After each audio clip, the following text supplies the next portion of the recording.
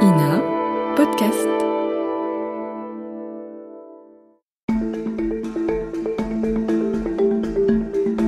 25 ans qu'il est à la tête de la Russie. Oui, Vladimir Poutine est au pouvoir depuis un quart de siècle déjà, et certainement encore pour quelques années. Pourtant, il semble toujours aussi imprévisible. Alors que la guerre en Ukraine dure maintenant depuis plus de 3 ans, alors que l'ordre mondial est en plein bouleversement, une question reste en suspens. Que veut Vladimir Poutine ? Qu'a-t-il derrière la tête ? Et surtout, jusqu'où ira-t-il ? Vladimir Poutine, on en parle avec vous. Claude Blanche-Maison, bonjour. Bonjour. Merci d'être avec nous. Vous êtes ancien ambassadeur de France à Moscou et auteur, entre autres, de Vivre avec Poutine aux éditions Temporis. Et bonjour Antoine Wilkin. Bonjour. Journaliste, réalisateur de nombreux documentaires, dont La vengeance de Poutine, que je recommande fortement. Vous qui l'avez étudié sous toutes ses coutures, est-ce que Vladimir Poutine vous surprend encore ? Est-ce qu'il est toujours aussi imprévisible à vos yeux, ou plus du tout ? Pour répondre à votre question, je ne le trouve pas imprévisible. Il est finalement assez cohérent et très prévisible. Si on regarde par exemple le dossier qui nous préoccupe en ce moment, c'est-à-dire l'Ukraine, qui est finalement l'incarnation la plus avancée de sa volonté expansionniste, agressive, impérialiste, ça fait très longtemps que l'Ukraine était menacée de manière très explicite. Poutine n'a eu de cesse d'être de plus en plus agressif. Ça a commencé par la Tchétchénie, la Géorgie. Donc il est pas si imprévisible. Il est cohérent, dangereusement cohérent, mais cohérent. Poutine pas si imprévisible que ça. On va développer tout ça avec vous dans quelques minutes. Mais on commence, comme chaque semaine, par un récit en archive. Et puis on se retrouve juste après. Je m'appelle Théophile Cossa et vous écoutez Le Temps de l'Actu, un podcast de l'INA et de l'Université Panthéon-Assas. C'est parti. Qu'est-ce que c'est que ce problème ? Il y a un sujet un petit peu complexe pour le débattre en 2 minutes. Enfin, pardon, on n'est pas à l'université. Enfin, je veux dire, excusez-moi. Et le monsieur, qu'est-ce qu'il en pense ? The yes needs a no to win. Again the no. Réfléchissez bien. Et surtout, faites réfléchir autour de vous. Et j'attendais, je ne vous le cache pas, ce moment avec un peu d'impatience. Le temps de l'actu. Qui est et comment fonctionne Vladimir Poutine ? Pour le comprendre, retour en août 1999. Cette année-là, le monde découvre un nouveau visage, jusqu'ici totalement inconnu, le nouveau Premier ministre de la Russie. Vladimir Poutine était chef du FSB, les services secrets héritiers du KGB. Il est désormais le nouveau Premier ministre russe, pressenti par le président et mieux encore, candidat désigné à la succession de Boris Yeltsin. Dans une allocution télévisée, le président russe a clairement désigné Vladimir Poutine comme son dauphin, engageant les Russes à voter pour lui lors des élections présidentielles de l'été 2000. Et la prophétie va même se réaliser plus vite que prévu. 5 mois plus tard, le président Eltsine démissionne, laissant le champ libre à Poutine. Écoutez son portrait fait à l'époque par France 3. On est en décembre 99. L'ascension est fulgurante, mais il fallait encore donner à cet homme gris une carrure de président. La communication du Kremlin s'en occupe, le public russe découvre un Premier ministre ceinture noire sur tatami ou encore pilote occasionnel. À défaut de programme, il s'offre une guerre en Tchétchénie. Succès militaire, fierté russe retrouvée, l'opération tchétchène fonctionne, le KGBiste devient un héros national. Aujourd'hui, Vladimir Poutine est archi-favori pour la prochaine élection présidentielle prévue le 26 mars. Effectivement, cette année-là, Poutine mate les insurrections dans la République indépendantiste tchétchène. Le conflit est d'une rare violence, considéré par certains observateurs comme un génocide. Poutine se dévoile alors comme un chef de guerre impitoyable. Nous poursuivrons les terroristes partout. À l'aéroport, s'ils sont à l'aéroport. Et excusez-moi, s'ils sont aux toilettes, on ira les buter dans les chiottes. La Tchétchénie sera finalement réintégrée à la Fédération de Russie. Vladimir Poutine, 47 ans, est élu dès le premier tour aux élections présidentielles de mars 2000. Et il attire à l'époque, il faut le noter, la curiosité des chefs d'État occidentaux. Malgré le conflit tchétchène, Vladimir Poutine a plutôt la cote au début de son premier mandat. Tony Blair, Bill Clinton ou encore Jacques Chirac lui rendent visite. Il est libéral, il soutient les US après les attentats de 2001, il envisage même des rapprochements avec l'Union européenne. Bref, la guerre froide semble finie pour de bon. Pourtant, assez vite, plusieurs signaux viennent laisser planer quelques doutes. Comme cette interview accordée à France 3 en 2005, écoutez. Le fait que l'OTAN exerce une grande influence sur l'Ukraine et la Géorgie ne nous indispose pas. En revanche, tout élargissement de l'OTAN n'améliorerait pas la sécurité du monde. S'il devait y avoir une présence militaire de l'OTAN en Ukraine, je n'y maintiendrais plus nos technologies de pointe et nos armements sensibles. L'Ukraine pourrait alors avoir des problèmes, je le dis franchement. Sous-titre, Vladimir Poutine n'est pas contre l'OTAN, mais pas pour non plus. Surtout pas proche de ses frontières et dans les États de l'ex-URSS. Et puis il y a ce discours à la conférence de Munich en 2007 qui donne le ton. Je cite « Il me semble évident que l'élargissement de l'OTAN n'a rien à voir avec la modernisation de l'Alliance ni avec la sécurité en Europe. Au contraire, c'est une provocation qui sape la confiance mutuelle et nous pouvons légitimement nous demander contre qui cet élargissement est dirigé. » Très vite, les rancœurs et les réflexes du temps de la guerre froide vont refaire surface. Août 2008, cette fois c'est en Géorgie que Poutine montre les muscles lorsqu'il envahit l'Ossétie du Sud. C'est bien une guerre qui semble s'être engagée ce soir entre la Géorgie et la Russie autour de l'Ossétie du Sud. Bombardements et mouvements de chars ont été observés dans cette région du Caucase, régulièrement agitée par des tensions séparatistes. Comme un avant-goût de l'invasion de la Crimée en 2014. Mais entre-temps, à Moscou, Vladimir Poutine va réaliser un incroyable tour de passe-passe politique. Nous sommes toujours en 2008, Vladimir Poutine arrive au terme de son deuxième mandat présidentiel et comme le veut la constitution russe, il ne peut pas se représenter. Mais il a une idée. Vladimir Poutine décide de mener la liste de son parti aux législatives. En un mot, comme il ne peut plus être président, il se réserve la place de Premier ministre. J'accepte avec gratitude de mener la liste Russie unie aux élections. Pour moi, diriger le gouvernement est une possibilité tout à fait réaliste. Mars 2008, Dimitri Medvedev est élu président de la Russie, mais Vladimir Poutine reste aux manettes. Et en mars 2012... La larme à l'œil, Vladimir Poutine vient de remporter l'élection présidentielle dès le premier tour. Le Premier ministre et homme fort de Russie a obtenu 64% des voix. Nous avons montré que personne ne peut nous imposer quoi que ce soit. Personne. Et qu'importe si l'élection est contestée, Poutine fera plus tard adopter par référendum la non-limitation des mandats présidentiels dans le temps, de quoi lui permettre techniquement de se maintenir au pouvoir jusqu'en 2036. Poutine autoritaire en Russie et au-delà. En février 2014, un vent de contestation populaire souffle sur l'Ukraine. Le président pro-russe Viktor Yanukovych est destitué par le Parlement. En réponse, Moscou déclare le nouveau président ukrainien illégitime et en profite pour envoyer des troupes en Crimée, cette région ukrainienne frontalière de la Russie. Vladimir Poutine annonce officiellement son annexion le 18 mars 2014. La Crimée est comme un bateau qui, après un voyage long et pénible, est enfin rentré dans son port d'origine. Et le Kremlin soutient également les séparatistes pro-russes qui ont pris les armes dans la région du Donbass et qui font désormais la guerre à l'Ukraine. Cependant, Poutine l'assure. Ne croyez pas à ceux qui vous font peur, ceux qui disent qu'après la Crimée vont suivre d'autres régions. Nous ne voulons pas la scission de l'Ukraine. Nous n'en avons vraiment pas besoin.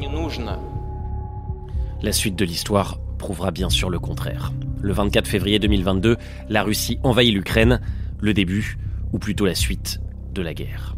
Mais alors, que cherche Vladimir Poutine ? Réponse de l'ancien président français François Hollande, c'était en 2022. Il a toujours, depuis 20 ans, le même objectif, reprendre le contrôle de tout ce qui a été perdu lors de l'effondrement de l'Union soviétique. Reste alors cette question en suspens. Jusqu'où ira Vladimir Poutine ? On en parle dans le temps de l'actu. Avec vous, Claude Blanche-Maison, et vous, Antoine Wittkin. Déjà, pour commencer, peut-être une réaction au récit qu'on vient d'entendre. Claude Blanche-Maison, je commence avec vous. Vous avez été ambassadeur à Moscou de 2000 à 2003. Je crois que vous êtes arrivé juste après les élections de mars 2000. Vous avez donc observé de très près les premiers pas de Vladimir Poutine au pouvoir, et je crois que vous l'avez rencontré à plusieurs reprises. Oui, ça fait partie de mon travail, d'autant plus que le président de la République, évidemment, venait régulièrement à Moscou, ou que Poutine visitait les capitales européennes. Voilà, et dans le fond, tous les dirigeants occidentaux, plus le président des États-Unis d'Amérique à l'époque, W. Bush, essayaient de se concilier les bonnes grâces de Poutine, ne sachant pas trop ce qu'il avait dans le ventre et voyant jusqu'où il était possible de nouer des liens de coopération.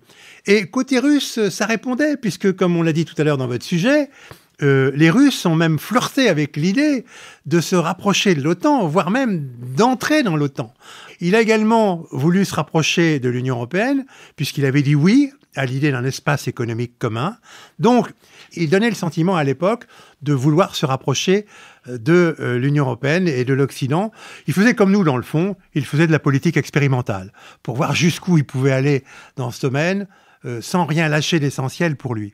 Il y a ces premières années à la tête de la Russie, et c'est vrai, on a l'impression, on l'a entendu dans le récit documentaire, d'un Vladimir Poutine plutôt libéral, qui adopte les codes occidentaux, qui veut moderniser, on a l'impression, son pays.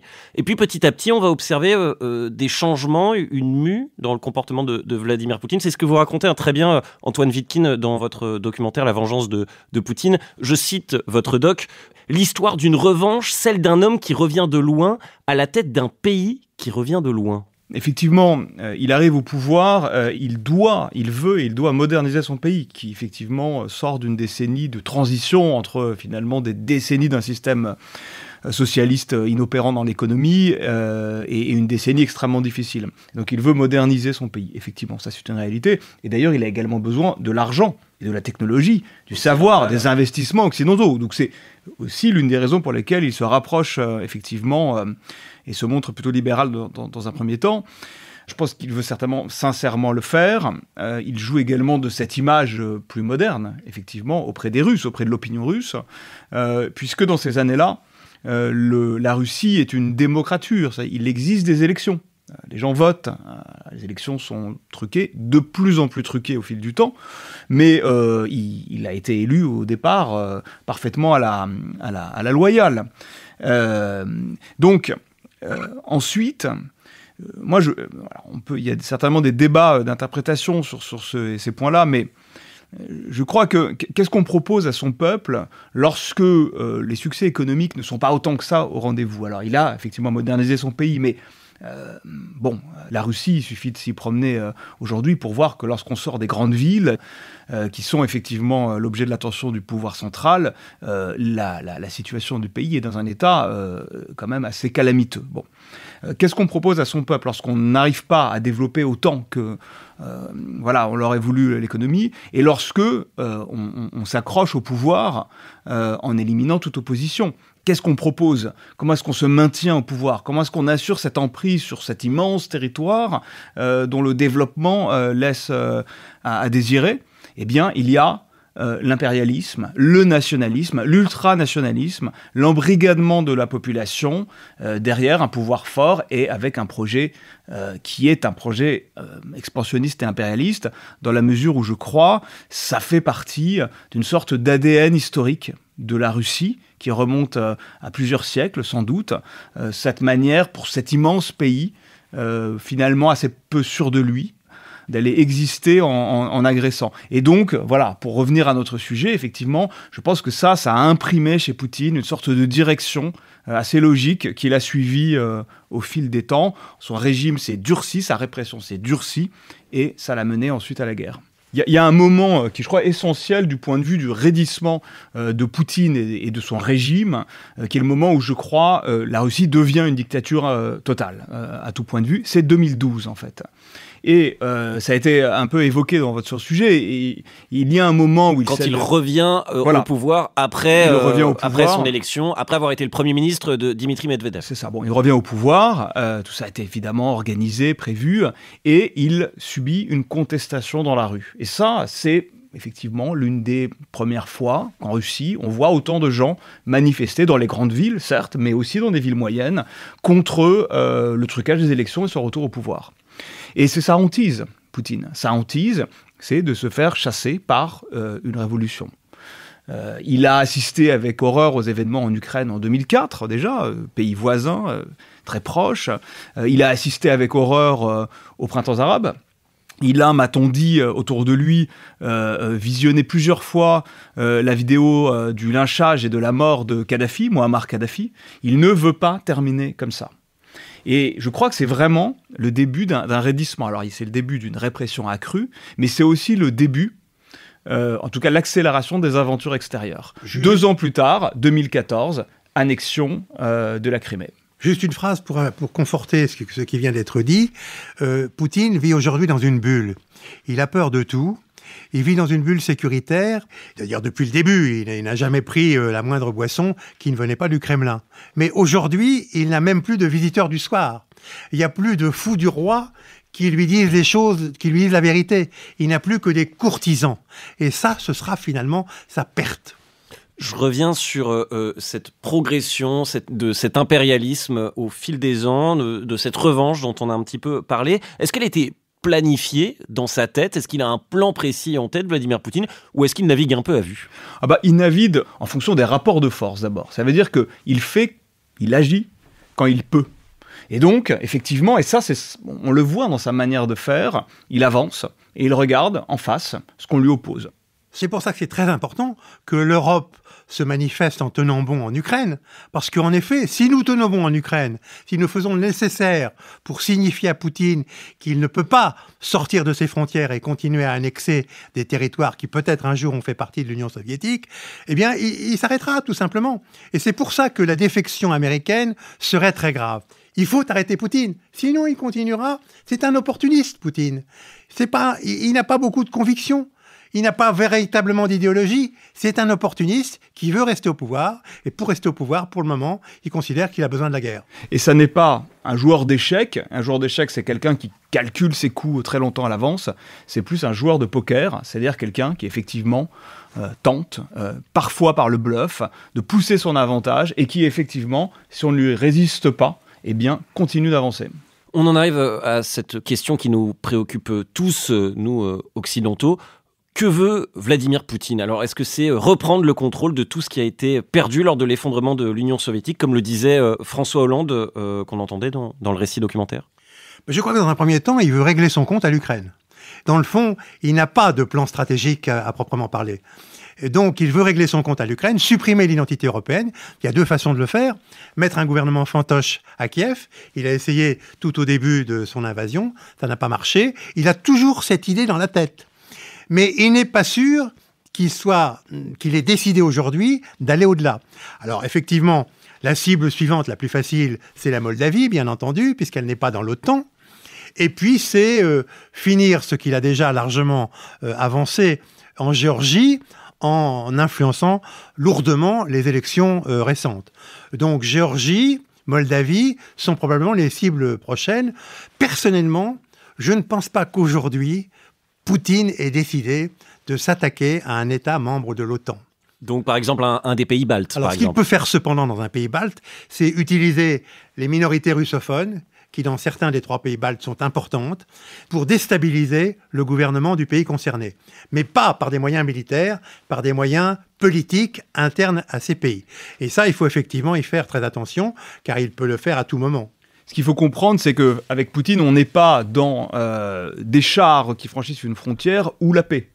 Il y a toute une gamme d'agressions, de guerres hybrides intermédiaires. Et effectivement, face par exemple aux pays baltes ou à d'autres pays, Poutine dispose d'autres moyens de pression. Et donc, dans la mesure où le monde occidental, l'OTAN est son ennemi, il peut parfaitement essayer de tester la solidité de l'alliance, c'est-à-dire de produire des petites agressions, ce qui serait considéré comme des petites agressions, des revendications territoriales. Comme dans le Donbass, par exemple. Comme dans le Donbass, en jouant sur des minorités, par exemple des minorités russes aux pays baltes, ou en Estonie en l'occurrence, pour essayer de voir, avec sa méthode habituelle, ce qu'il a en face, pour essayer de voir si, le camp occidental, les États-Unis, dont on voit à quel point ils sont défaillants, et l'Europe serait à la hauteur. Et effectivement, s'il le peut, aller plus loin. Je crois que c'est ça la méthode Poutine. Et c'est pour ça qu'il faut bien expliquer aux gens qu'on n'est pas face aujourd'hui à un risque de guerre immédiat. On est face à cette guerre hybride de Poutine, dont on a du mal à décerner les contours. Et puis, on est face à une situation où, effectivement, nous devons nous préparer à toute possibilité. Ça ne veut pas dire qu'elle se produira, ça ne veut pas dire qu'on est en train de se préparer forcément à la guerre, mais face à ce qu'est la Russie de Poutine, qui est donc un État surarmé, une dictature, avec à sa tête quelqu'un dont le projet, pour l'essentiel, est devenu aujourd'hui l'impérialisme, eh bien, on ne peut pas prendre le risque de se reposer sur ses deux oreilles en se disant « bon bah, a priori, il ne nous attaquera pas, il n'attaquera jamais, eh bien, faisons comme si de rien n'était et ne faisons rien de plus. » Donc c'est la raison pour laquelle, effectivement, ça peut faire effectivement peur, mais tout le monde se prépare. Et comme on le sait bien, la meilleure manière d'éviter la guerre, ce que personne ne veut, c'est évidemment de s'y préparer, c'est-à-dire de dissuader l'adversaire.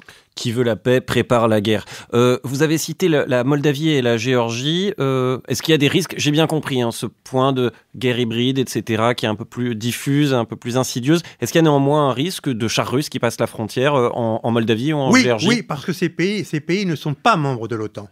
Et d'ailleurs, il y a quelques mois, un journaliste russe posait la question à Lavrov, le Premier ministre des Affaires étrangères, et lui dit quelle est la prochaine cible. Et Lavrov a fait un sourire sardonique et a dit « Oh, je crois bien que c'est la Moldavie ». Il l'a dit. Et on voit bien que la présidente moldave est extrêmement inquiète lorsqu'elle vient à Paris, lorsqu'elle vient à Bruxelles. Elle est extrêmement inquiète et il faut renforcer la Moldavie par la dissuasion, comme ça vient d'être dit, en massant des troupes dans un premier temps à l'extérieur de la Moldavie.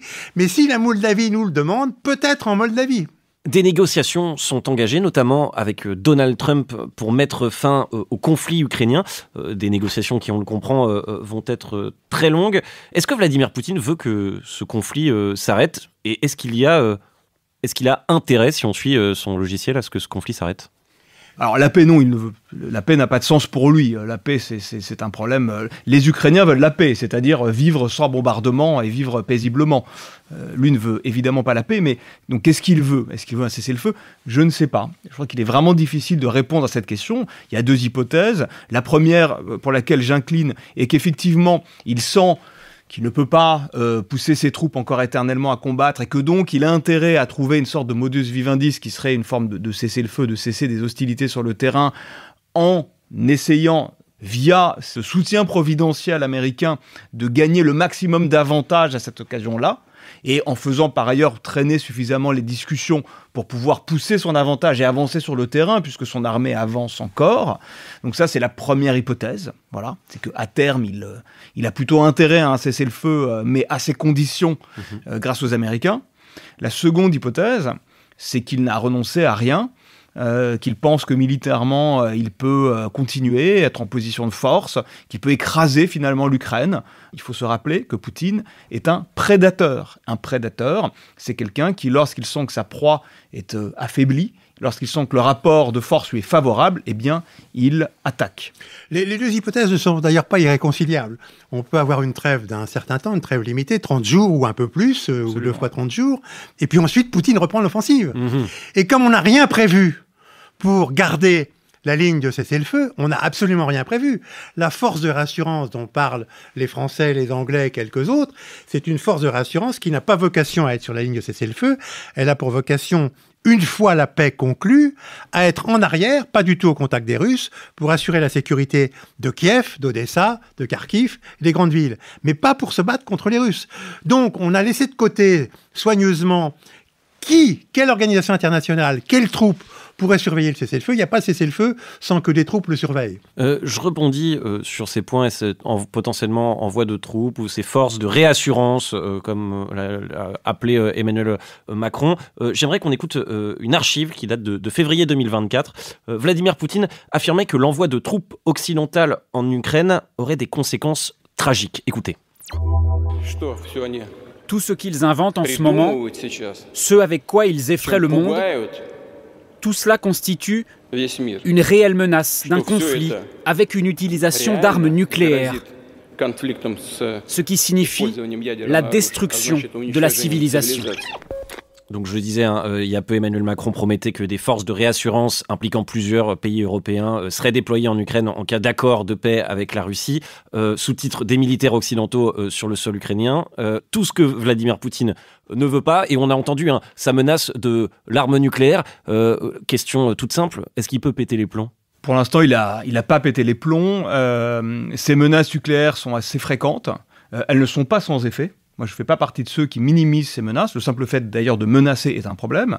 Elles ne sont pas sans effet. C'est-à-dire il fait peur. La Russie est un État nucléaire. L'Ukraine ne l'est pas.